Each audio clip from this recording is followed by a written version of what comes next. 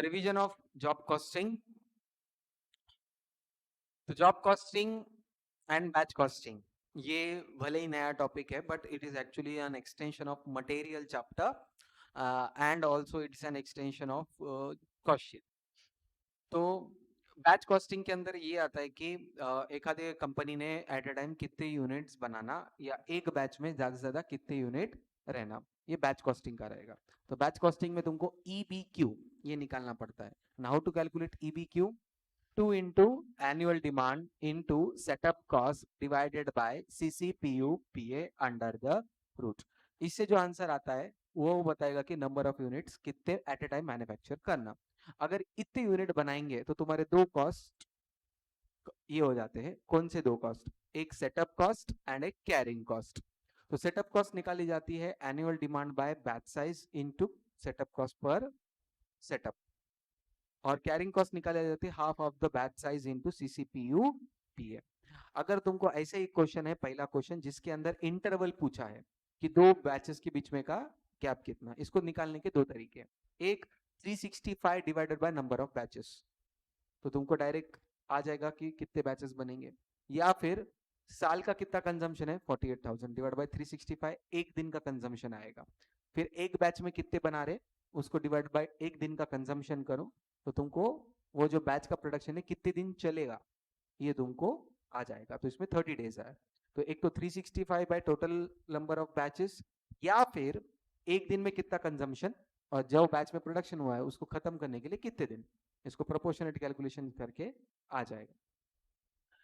फिर ये EBQ को अगर मैं फॉलो नहीं करूं तो एक्स्ट्रा कॉस्ट लग सकता है, तो उसको कंपैरिजन वाले क्वेश्चन से जो कि अपन EOQ के टाइम पे भी कर रहे थे.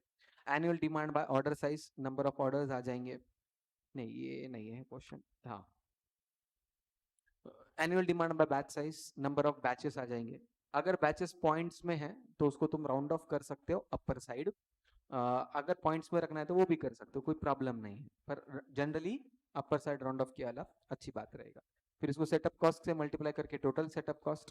कैरिंग कॉस्ट देते समय याद रखना कि एक यूनिट का और एक साल का हो, अगर मंथ है तो इंटू 12 करो. टोटल कैरिंग कॉस्ट निकालो और फिर कॉस्ट को कंपेयर करके तुम डिसीजन ले सकते हो कि एक्स्ट्रा कॉस्ट है या नहीं है.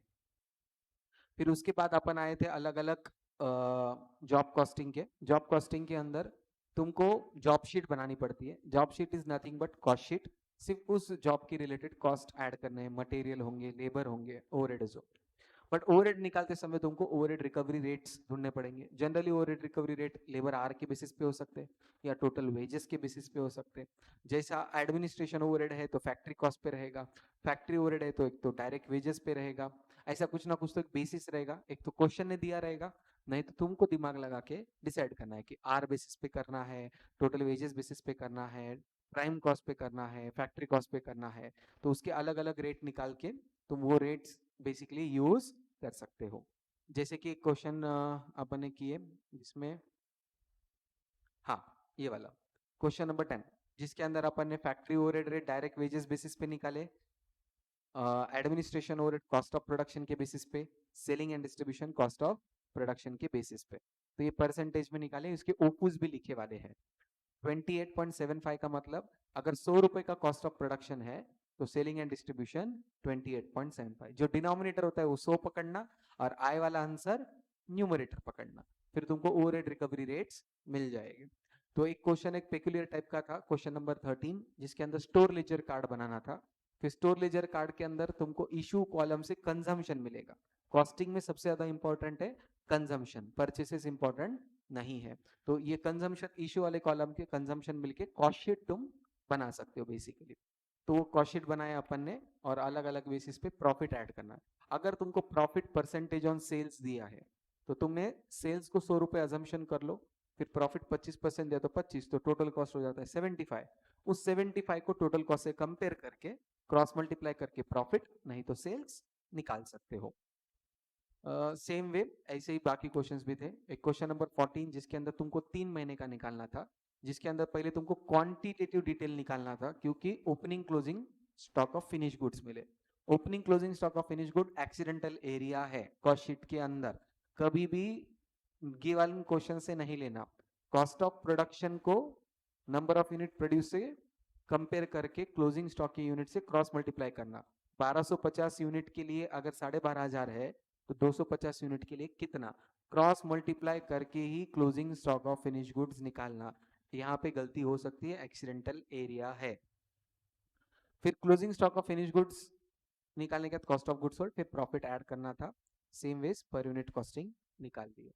तो जनरली जॉब बैच कॉस्टिंग में अलग कुछ नहीं है, कॉस्ट शीट के ही क्वेश्चंस है, सिर्फ तुमको छोटे मोटे चीजों पे ध्यान देना है। ओवरहेड रिकवरी रेट पे ध्यान देने का है, क्लोजिंग स्टॉक पे ध्यान देना है, एंड प्रीवियस ईयर का बहुत बार ऐसा हो सकता है कि दो कॉस्ट शीट बनाओ, प्रीवियस ईयर की कॉस्ट शीट बनाओ, फिर उससे ओआरआर निकालो और फिर करंट ईयर की कॉस्ट शीट निकालो। इतना देखे थे अपन। ओके, एग्जाम में इसका थ्योरी क्वेश्चन आ सकता है, मैं 2022 में एग्जाम क्वेश्चन में पूछे थे।